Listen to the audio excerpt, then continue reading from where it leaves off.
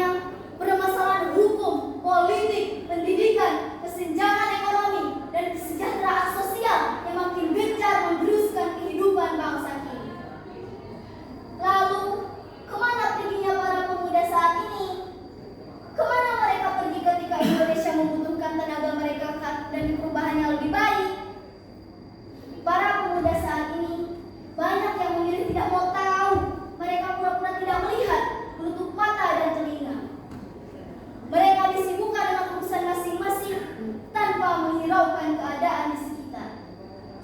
Padahal banyak sekali kebijakan yang harus dikritisi dengan memberikan solusi-solusi yang tepat untuk menyelesaikannya. Wahai para pemuda-pemudi bangsa, peran pemuda saat ini sangat dibutuhkan untuk membentuk negara yang harmonis dan kuat. Dengan perkembangan teknologi saat ini dan kebebasan berpendapat yang makin dijunjung tinggi, seharusnya pemuda bisa lebih optimal lagi dalam menjalankan tugasnya sebagai agent of change. Syubhanul yaum rizalul ghad. Pepatah Arab ini menempatkan pemuda dalam posisi yang sangat penting.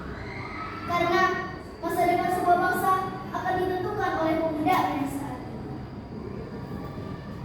Hadirin yang berbahagia, sebenarnya Sumpah Pemuda ini bukan hanya sebagai pemersatu bangsa, tetapi juga sebagai pendorong para pemuda agar tetap bersemangat dalam berkarya dan memberikan kontribusi yang nyata demi bangsa Indonesia.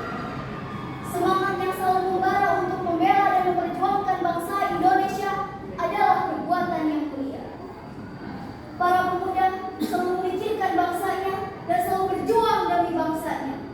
Patut kita tiru dan patut kita lanjutkan perjuangan yang telah dilakukan oleh pemuda pada masa lalu. Hadirin yang berbahagia, di akhir pidato ini saya berpesan, let's infuse our spirit on learning, raise the goal and spirit on job, without the zealous and focus on keenness for another and ourselves. Semangat muda, semangat untuk berkarya dan bekerja. Mari kita semangat untuk Indonesia. Semangat muda, salam pemuda.